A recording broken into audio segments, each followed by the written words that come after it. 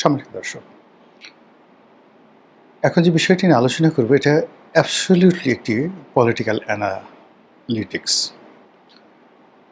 এটার সঙ্গে বাস্তবতার কোনো মিল আছে এটা যেভাবে বলা যাচ্ছে না, আর এটা যে ঘটবে না তাও কিন্তু বলা যাচ্ছে না।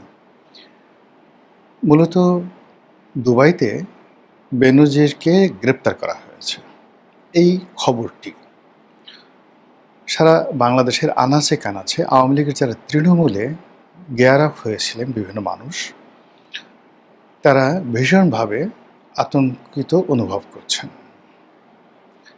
আওয়ামী লীগের যে সকল এজেন্ট, যে সকল কর্মী, যে সকল শুভানুধ্যায়ী যারা সরকারের মধ্যে আছেন, রাষ্ট্রযন্ত্রে মানে প্রশাসন যন্ত্রে আছেন, যারা ব্যবসায়ীদের মধ্যে আছেন, জনগণের মধ্যে আছেন, ভোল পাল্টে গেছেন, কেউ জামাতে মিশেছেন, কেউ বিএনপিতে মিশেছেন, তাদের সবার মধ্যেই এক ধরনের আতঙ্ক দেখা দিয়েছে। এবং এটাই জীবন। এটা জীবন এই কারণে যে মানুষ আশা এবং নিরাশার দোলাচলে চলতে থাকে। যেমন ধরেন, আপনি খুব বেশি আশাবাদী একটা বিষয়, ভীষণ রকম আশাবাদী, তো অনেক দিন খুব স্বপ্ন দেখলেন, আজ এটা হবে, কাল এটা হবে, পরশু এটা হবে, কিন্তু হঠাৎ করে ছোট্ট একটা দুর্ঘটনা ঘটলো। সেই দুর্ঘটনাটা অন্য সময় হলে আপনার গায়ে লাগতো না। যদি বিপদের দিনে আপনার এই দুর্ঘটনাটা ঘটতো, আপনি হয়তো গায়েই মাখতেন না। কিন্তু আপনি যেহেতু একটা সুখের স্বপ্ন দেখছেন, ঠিক সেই সময়টিতে এরকম একটি বিপদের ঘটনার সামনে আসার সঙ্গে সঙ্গে আপনার, যাকে বলা হয়, সমস্ত হিসাব এলোমেলো হয়ে যাবে। তো সেই দিক থেকে আওয়ামী লীগ গত ২ মাস ধরে, অর্থাৎ সরকারের প্রথম ১ মাস তারা আশায় ছিল তারেক রহমান সাহেব তাদেরকে একটা সুযোগ দেবে, রাজনীতি করার অনুমতি দেবে, এবং যেহেতু আমরা ভোট দিয়েছি, আমরা সরকারের অংশীদার হব, খুব দ্রুত নেত্রী ফিরে আসবে, আমরা ইলেকশন করতে পারবো, রাজনীতি করতে পারবো, অফিসগুলো খুলে দেবে, এরকম ১ মাস তারা বেশ একটা গিয়ার আপের মধ্যে ছিলেন। কিন্তু পরবর্তীতে দেখা গেল যে না, কিছুই হচ্ছে না, আগের মতো মব হচ্ছে।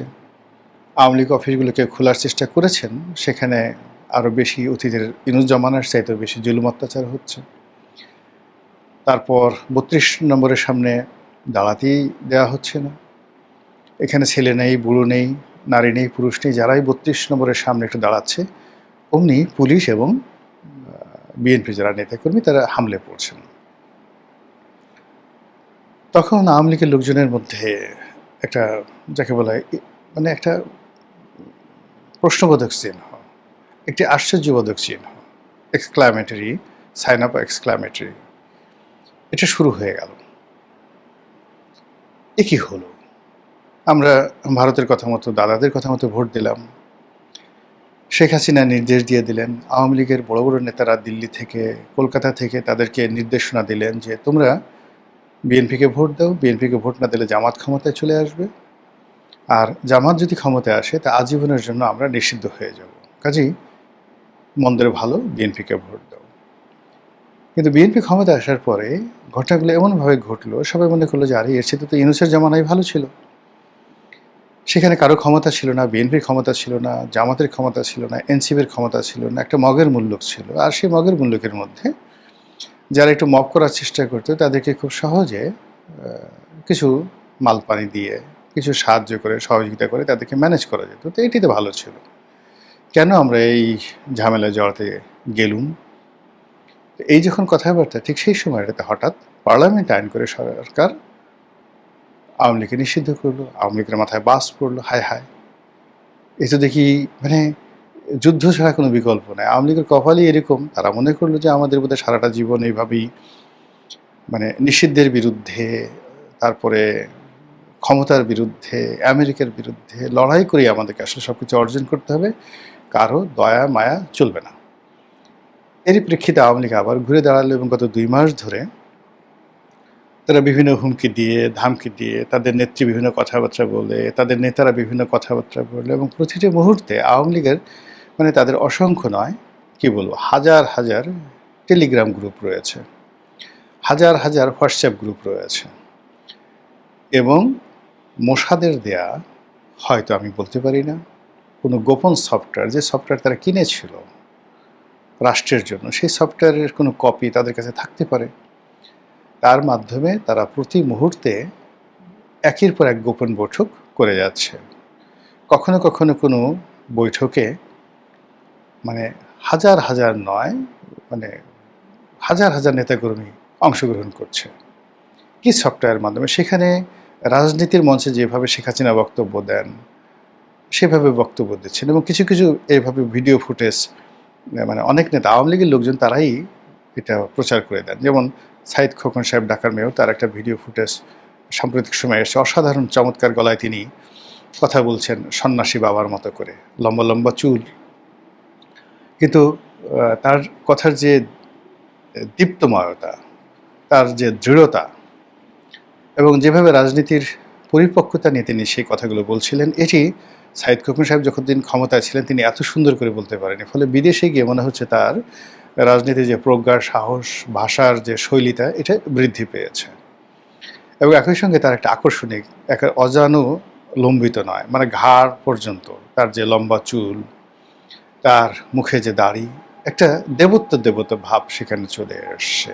তো এগুলো মানে কখনো জাহাঙ্গীর কবির নানক সাহেব, কখনো বাহাউদ্দিন নাসিম সাহেব, কখনো এই সাইদ খোকন সাহেব, তারা এই ধরনের হালকা ছোট ছোট ভিডিও, এটা বোধহয় পার্টিরই একটা ফোরামের যাকে বলা হয় সিদ্ধান্ত অনুযায়ী, এগুলো তারা জনগণের মধ্যে ছড়িয়ে দিচ্ছেন যেন আলোচনা চলে, বিতর্ক চলে তাদেরকে নিয়ে। কিন্তু সরকারি কোনো এজেন্সি এখনো পর্যন্ত বাংলাদেশের ভিতরে কোনো আওয়ামী লীগ নেতাকে বা শেখ হাসিনার সঙ্গে কোনো আওয়ামী লীগ নেতার যে টেলিফোন সংলাপ, স্কাইপের যে কথাবার্তাগুলো, এগুলো এখনো পর্যন্ত তারা ধরতে পারেননি, বের করতে পারেননি, ভাইরাল করতে পারেননি।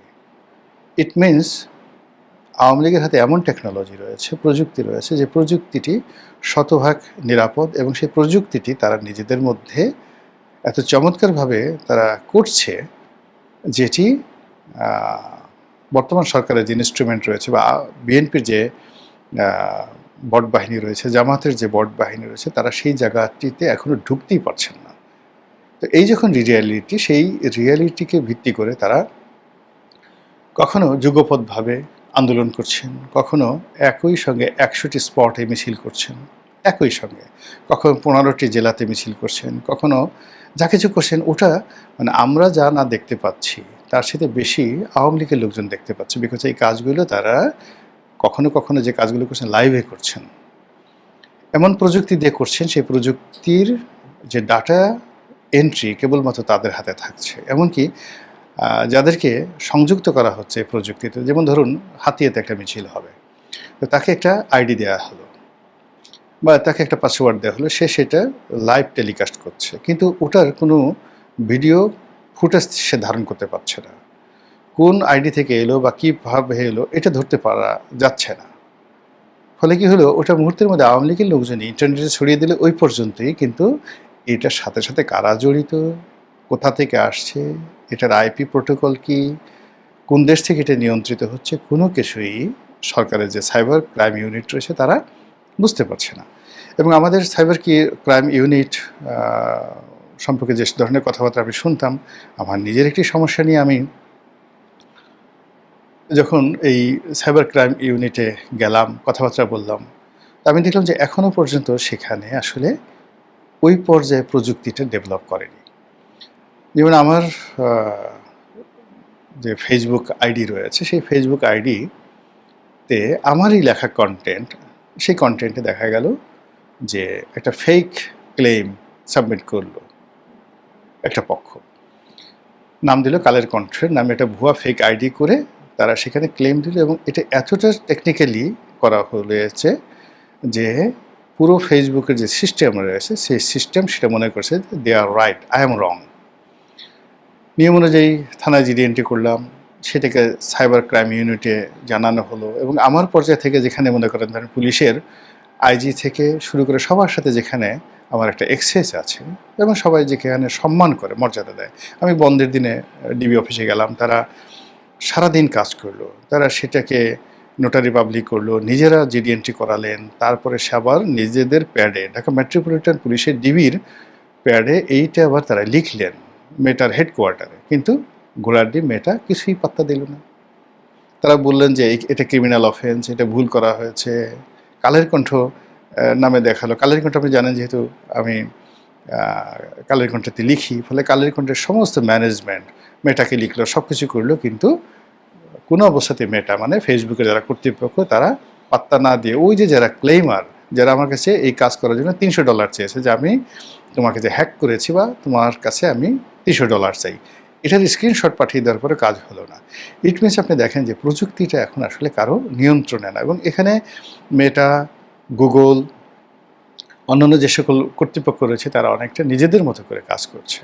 তো তারই প্রযুক্তির কিছু প্রযুক্তি আমেরিকা নিয়ন্ত্রণ করে, কিছু প্রযুক্তি মোসাদ নিয়ন্ত্রণ করে, কিছু প্রযুক্তি হ্যাকাররা নিয়ন্ত্রণ করে। মানে মেটাও যে সবসময় নিজেরা নিয়ন্ত্রণ করতে পারে, নট লাইক দ্যাট। তারা মেটার যে এআই সিস্টেমটা কেমনভাবে রিড করে ফেলেছে যে এখন মেটা যদি এটাকে সিস্টেমটা পরিবর্তন করতে যায়, মেটাকে ভীষণ রকম সমস্যায় পড়তে হবে।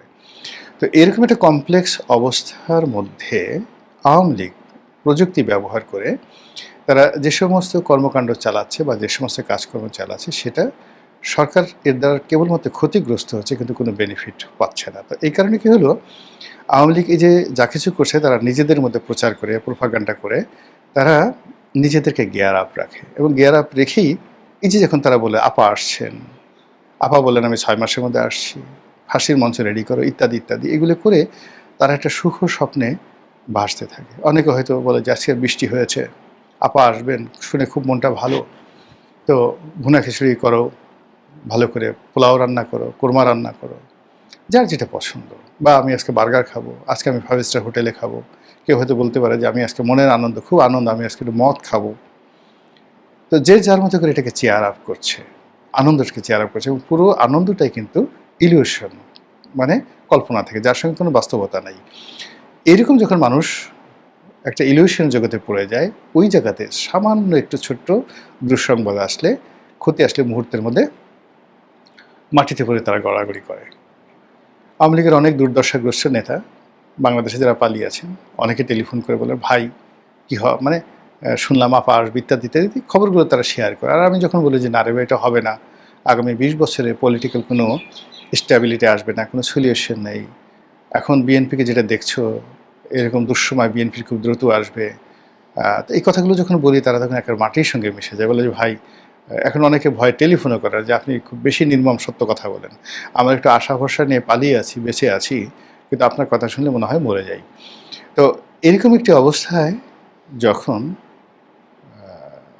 আওয়ামী লীগের সাবেক আইজি, মানে এখানে আসলে তাকে রাষ্ট্রের আইজি বলার সাথে মানুষজন আওয়ামী লীগের আইজি বলতে পছন্দ করেন, বেনজির আহমেদ, তিনি দুবাইতে ধরা পড়েছেন, এরকম একটা খবর ছড়িয়ে পড়েছে।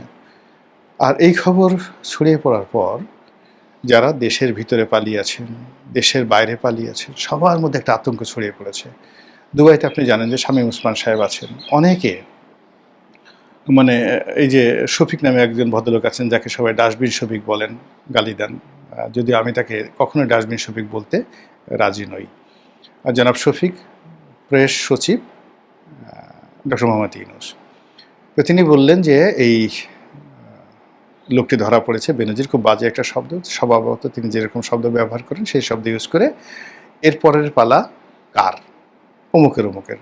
স্পষ্ট তিনি ইঙ্গিত করলেন যে দুবাইতে আমরা এর আগে একটা ছবি দেখেছিলাম, অনেকে দুবাইতে পালিয়েছেন, এর মধ্যে সাবেক ভূমিমন্ত্রী জাবেদ ছিলেন, শামীম ওসমান সাহেব ছিলেন। তো বলার চেষ্টা করছেন যে সরকারের কর্মকুশলতায়, আমেরিকার কর্মকুশলতায়, আন্তর্জাতিক অঙ্গনের যে বাংলাদেশের ক্রিমিনালদের সম্পর্কে, যাদেরকে সরকার ক্রিমিনাল মনে করে এই মুহূর্তে, তাদের উপর থেকে আন্তর্জাতিক অঙ্গন হাত উঠিয়ে নিয়েছে, এবং তাদেরকে একে একে ধরে ধরে প্যাকেট করে বাংলাদেশে পাঠানো হবে।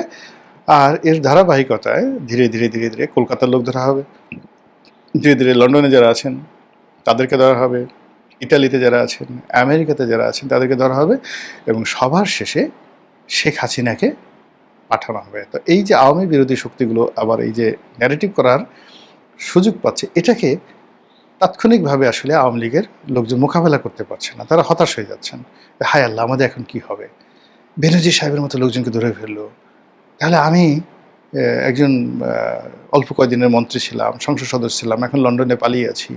আমাকে যদি ধরে ফেলে, আমার বিরুদ্ধে বাংলাদেশে মামলা আছে ১০-১২টা, ২০টা, ২৫টা, ১০০টা, আমাকে ধরলে কি হবে? এই যে টানাপোড়েন, এই টানাপোড়েনের মধ্যে দেশ চলছে, কোথায় গিয়ে এটি স্থির হয় একমাত্র আসমানের মালিকই বলতে পারবেন। আসসালামু আলাইকুম ওয়া রাহমাতুল্লাহি ওয়া বারাকাতুহু।